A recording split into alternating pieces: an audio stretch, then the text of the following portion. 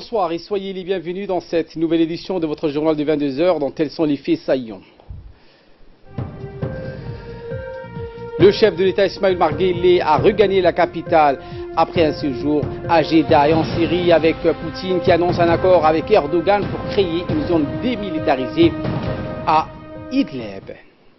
C'était les sommaires, bienvenue sur Télé Djibouti. Le chef de l'État Ismaël Omar Guelleh est rentré au pays aujourd'hui en milieu d'après-midi à l'issue d'une visite d'amitié et de travail à l'invitation de gardiens de lieux saints et du roi du royaume d'Arabie Saoudite, Sa Majesté Salman Ben Abdelaziz Al Saoud. Le chef de l'État a effectué à Jeddah, au royaume d'Arabie Saoudite, une visite de travail, des entretiens bilatéraux qu'il a successivement eus avec le roi saoudien et l'héritier du trône du royaume d'Arabie Saoudite, son Altesse royale Mohammed Ben Salman, ont constitué les activités phares du président Guelleh dans le cadre de cette mission de travail au royaume d'Arabie Saoudite. À noter aussi que ce déplacement du chef de l'État djiboutien a également été marqué par la rencontre qu'il eut avec son homologue érythréen Isaias Afwerki, avec lequel, sous médiation conduite par l'Arabie frère et ami, il a donné le top départ d'un processus officiel de normalisation de nos relations avec ce pays.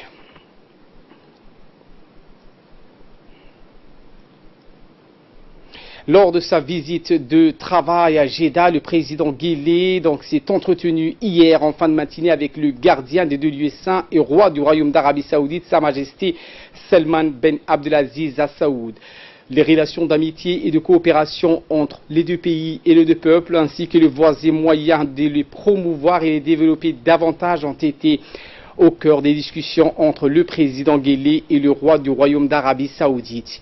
L'audience a servi également à chacun des deux dirigeants de réitérer la solidarité et l'estime caractérisant sa nation à l'égard de l'autre. C'est ainsi que le gardien des deux lieux saints a assuré le président djiboutien que son pays n'aura de cesse d'apporter son soutien et appui à la nation sœur djiboutienne dans sa quête légitime visant à accéder au développement durable.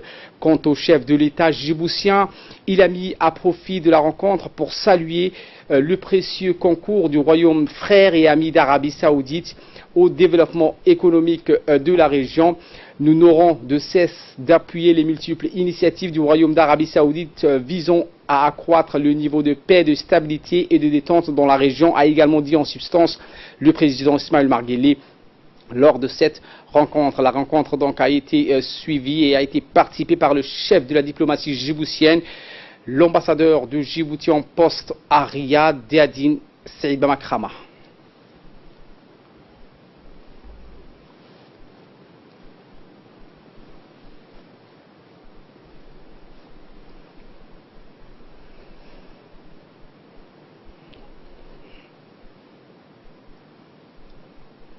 Plus tard en début de soirée, le président de la République a eu un autre entretien avec le prince héritier du trône du royaume d'Arabie Saoudite, son Altesse royale Mohammed Ben Salman Ben Abdelaziz. L'état des relations bilatérales, le niveau d'échange et de collaboration sur les questions d'intérêt majeur pour les deux pays, les voies et moyens permettant de renforcer des partenariats stratégiques entre les deux nations ont entre autres été abordés au cours de cette rencontre entre le chef de l'État djiboutien et l'héritier du trône du royaume d'Arabie Saoudite.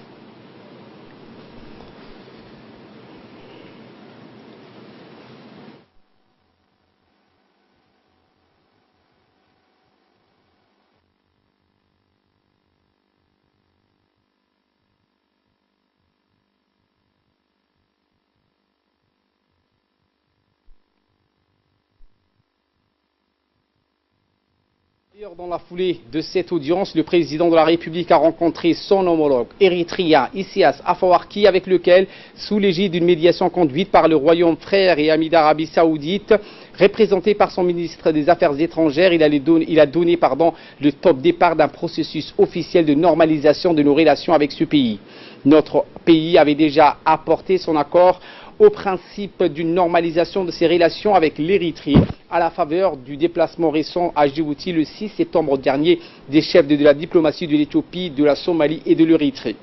De façon plus générale, l'attachement de la République de Djibouti à la paix s'inscrit dans le droit fil de sa conviction profonde selon laquelle Notre région ne peut légitimement prétendre à un développement durable et à une véritable intégration économique sans la réalisation préalable d'une stabilité pérenne. Il a toutefois lieu de rappeler que la République de Djibouti avait toujours indexé le principe de normalisation de ses relations avec l'Érythrée à la condition préalable que ce pays lui restitue les portions du territoire djiboutien qu'il occupe et qu'il libère nos soldats tombés entre ses mains dans le cadre de l'éphémère affrontement militaire djibouto-érythréen. A noter qu'au cours de la rencontre avec le chef de l'État, le président érythréen était accompagné par son ministre des Affaires étrangères Ousmane Salah et son conseiller spécial Yéman Gibraïb. Côté djiboutien, le ministre des Affaires étrangères et de la coopération internationale Mahmoud Ali Youssouf était donc présent à cette rencontre. Eh bien, le chef de la diplomatie est revenu sur la rencontre. Je vous propose de le suivre. La rencontre qui a eu lieu ce soir à Jeddah, en Arabie Saoudite, entre le président Guelleh et le président Afwerki, est une rencontre historique à bien des égards. Je crois que durant 10 ans, la République de Djibouti s'est efforcée de pouvoir d'essayer de régler son problème avec l'Érythrée par des voies pacifiques, à travers des médiations, à travers le recours à des instances internationales. Mais je crois qu'il y a un temps pour la paix, il y a un temps pour la guerre. Et aujourd'hui, je crois que c'est le temps de la paix. Et cette rencontre va certainement inaugurer ou augurer des temps et des périodes plus faciles pour les relations entre les deux pays. Il faut remercier à ce stade tous ceux qui ont contribué à cette rencontre entre le président Afwerki et le président Guelleh. Et à leur tête, il faut rendre hommage au Premier ministre éthiopien, le docteur Abiy Ahmed, qui a quand même déployé beaucoup d'efforts pour préparer le terrain à cette rencontre. Ensuite, le président Farmajo aussi n'a pas été en reste, il a été parmi ceux qui ont appelé à ce que les relations entre l'Érythrée et Djibouti soient normalisées. Et la consécration donc de ces efforts est intervenue ici en Arabie Saoudite grâce aux bons offices du roi Salman Ben Abdelaziz et du prince héritier Mohammed Ben Salman. Je crois que c'est une première étape importante, une étape qui nous permettra de nous projeter dans l'avenir et surtout faire en sorte que ce processus de normalisation puisse être lancé sur des bases solides. Quand je dis normalisation, il y a bien entendu un certain nombre de questions qu'il faudra régler et résoudre, notamment la démarcation de la frontière, le retour des prisonniers djiboutiens, etc., etc. Je crois qu'il est important que d'abord les esprits soient apaisés, l'atmosphère et l'ambiance générale soient améliorées et plus sereines. Et c'est ce qui s'est passé ce soir avec cette poignée de main, cette rencontre entre les deux chefs d'État. Il a été donc possible de créer ce climat important entre les deux pays afin d'aller de l'avant vers le règlement des problèmes qui sont pendants et surtout vers une normalisation, réouverture des frontières, relance de la coopération entre les deux pays, relance du commerce, etc., etc. Je crois que l'on peut être optimiste aujourd'hui. Je pense que les relations bilatérales entre les deux pays sont sur la bonne voie et c'est tout bénéfice. Je crois que cela est pour les deux peuples est de bon augure et nous pensons que l'avenir nous réserve et réserve pour la région de la Corne de l'Afrique de bonnes choses, de bonnes perspectives de développement, de bonnes perspectives d'intégration et nous allons y travailler. Je crois que ce sont les instructions que le président de la République nous a données et il faut reconnaître le mérite de notre président qui a toujours été cohérent à la position que nous prenions vis-à-vis de cette crise, qui a toujours voulu aller de l'avant avec toujours à l'esprit que la paix était préférable au statu quo. Et aujourd'hui, je crois que le grand mérite qu'il a eu, c'est d'avoir cette lucidité pour aller de l'avant dans cette rencontre et en fait ouvrir une nouvelle page qui nous permettra de résoudre tous les problèmes pendants, donc à travers des moyens pacifiques. Voilà, je crois qu'il faut féliciter tous ceux qui ont contribué à cette réalisation et surtout transmettre ce message à notre opinion publique que le gouvernement de la République du Djibouti et à leur tête le président Guelleh œuvrent et continueront à œuvrer pour la stabilité de notre pays et son développement durable. Je vous emmène à présent en Éthiopie où une cérémonie en l'honneur des étudiants djiboutiens d'université résidant à Addis Abeba a été organisée dernièrement à la capitale de ce pays. Un nombre non négligeable de jeunes djiboutiens poursuivant leurs études dans des universités privées à Addis Abeba ont décroché cette année leur diplôme des études supérieures. Ainsi, pour fêter l'événement, une cérémonie a donc été organisée en début de ce mois à l'hôtel Keleb en l'honneur de nos lauréats d'Addis Abeba. La cérémonie haute en couleur a été organisée par l'ambassade djiboutienne de l'Éthiopie avec la participation financière de la compagnie Air Djibouti qui a dû attirer de nombreuses personnes, même membres de la diaspora djiboutienne résidant dans la capitale africaine. L'événement haut en couleur a également honoré la participation de l'ambassadeur djiboutien en Éthiopie, Mohamed Idriss Farah Abane, accompagné du haut cadre d'Air Djibouti. National d'Air Djibouti, et en mon nom personnel, permettez-moi de féliciter nos jeunes étudiants qui représentent la force et la lumière de la République, comme l'a souligné notre ambassadeur. Autre actualité de ce 22h, l'atelier portant sur la vulgarisation du nouveau cadre légal fixant les règles d'un partenariat entre les deux secteurs, public et privé, s'est clôturé aujourd'hui au Palais du Peuple. Ce partenariat est plus connu sous l'acronyme PPP pour partenariat public-privé. Il avait pour principal objectif d'exposer les connaissances, de renforcer les compétences des partenaires en matière d'identification des projets pour leur mise en œuvre et leur suivi. Les participants ont débattu des questions techniques relatives à l'étude de faisabilité des projets avant l'estimation de leurs coûts et de leur financement.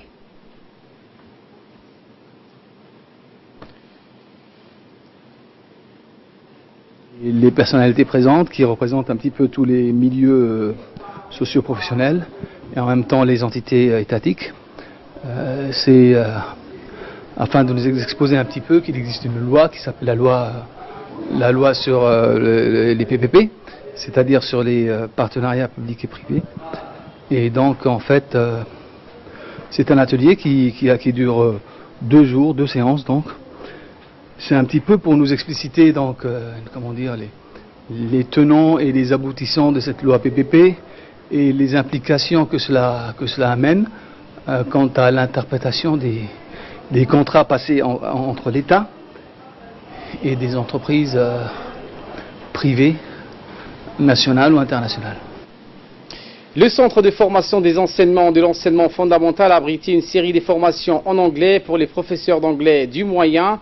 La formation a concerné d'une part d'un projet pilote en partenariat avec Jolie Phonics aux professeurs d'anglais du moyen et d'autre part pour un groupe de professeurs d'anglais qui interviendront dans le cadre de la mise en place de l'anglais en classe de 3e année de l'enseignement de base. La directrice générale du CFEFF, Aïcha Farah, accompagnée du directeur de la formation continue des innovations pédagogiques et du partenariat, M. Awale Abdelkader, et du chef de service des ressources pédagogiques, Mustafa Jama, a procédé au lancement de ces formations. L'objectif de ces formations consiste à renforcer les capacités des professeurs d'anglais de l'enseignement fondamental.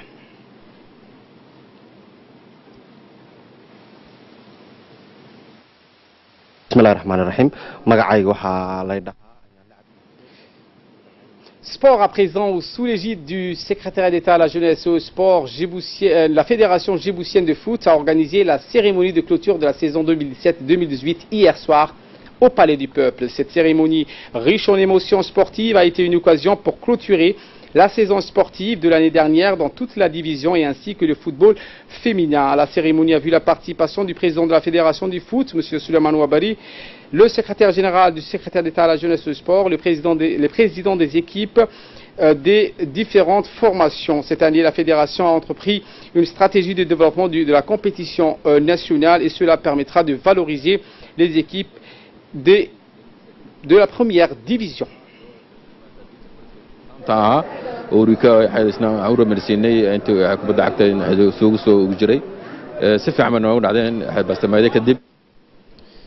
Les animaux errants, une question sur toutes les lèvres. C'est dans ce sens que le maire de la ville de Djibouti, Mme Fatouma Awale Ousmane, interpelle une fois encore les opérations de ramassage des animaux errants qui a démarré depuis dimanche dernier sur l'ensemble de la ville de Djibouti.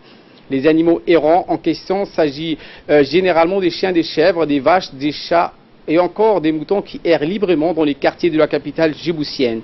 De ce fait, l'animal errant outre le risque sanitaire qu'il engendre, est aussi responsable de dégradations diverses sur la voie publique, par exemple renversement et éventration des poubelles et chaînes d'aboiement nocturne. En effet, la mairie de la ville de Djibouti prend au sérieux ces cas qui ne cessent de se répéter. En effet, les propriétaires de ces animaux doivent savoir une fois pour toutes que l'espace public n'est pas un parcours de pâturage où ils peuvent lâcher leurs animaux en toute impunité et que ces derniers seront ramassés et abattus pour veiller au respect de l'espace public. Et de là, nous passons à ce qui fait la une de l'actualité hors de nos frontières avec Fardous Hussein qui nous a rejoint sur ce plateau. Bonsoir Fardous. Bonsoir. Et nous commençons avec cette information. L'intelligence artificielle, Fardous, se célèbre en Afrique du Sud. Eh bien, c'est une première en Afrique du Sud. La ville du Cap a récemment accueilli l'Artificial Intelligence Expo, la toute première conférence sur l'intelligence artificielle du continent. Cette conférence, Ali, prévoit entre autres une exposition des technologies de pointe en matière de collecte de données, des avancées en matière de sécurité et la reconnaissance faciale, sans oublier des débats en rapport avec l'éthique de l'intelligence artificielle qui peut être un conflit avec l'exigence du respect de la vie privée.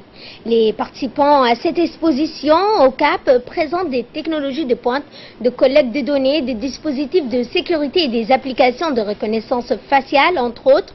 L'événement a rassemblé plus de 800 participants originaires de tous les pays du globe. Le prochain événement de ce genre est prévu mi-novembre 2018 aux États-Unis. C'était dans le titre, Fardous, en série. Poutine annonce un accord avec Erdogan pour créer une zone démilitarisée à Idlib. Eh bien, donc, Vladimir Poutine et Erdogan sont parvenus à un accord sur le sort de la province syrienne d'Idlib. Une réunion entre le président russe et son homologue turc se tenait hier à Sochi. Les dirigeants ont annoncé la création d'une zone démilitarisée placée sous le contrôle des deux armées dès le 15 octobre dans le bastion rebelle.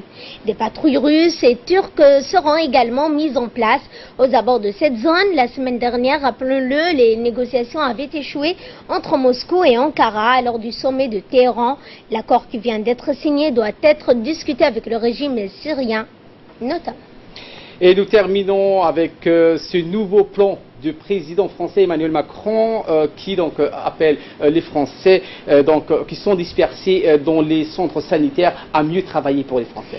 Eh bien, Ali, 450 millions d'euros, c'est l'enveloppe de la Commission européenne qui met à la disposition de ses États membres sur la période allant jusqu'en 2020 pour la santé. Le programme de santé européen entend notamment faciliter l'accès des citoyens à des soins plus sûrs et de meilleure qualité. Faciliter l'accès aux soins, c'est aussi l'un des objectifs nouveaux du plan de santé présenté aujourd'hui par Emmanuel Macron. Le président français promet un investissement global de 3,4 milliards d'euros d'ici 2022, dont 920 millions pour les hôpitaux. Une disparité dans les dépenses qui s'explique notamment par les grandes inégalités entre les systèmes de santé européens. Plus le système est efficace, plus les citoyens vont l'utiliser et dépenser plus pour leur santé. Le niveau de revenus joue bien sûr, mais aussi un rôle important. Les Pays-Bas, la Suisse, le Danemark bénéficient des meilleurs systèmes de santé. La Roumanie est tout en bas de l'échelle, Ali. Merci Fardous Hussein pour ces explications et merci à vous de nous avoir suivis. Très bon suivi de programme sur Télé Djibouti.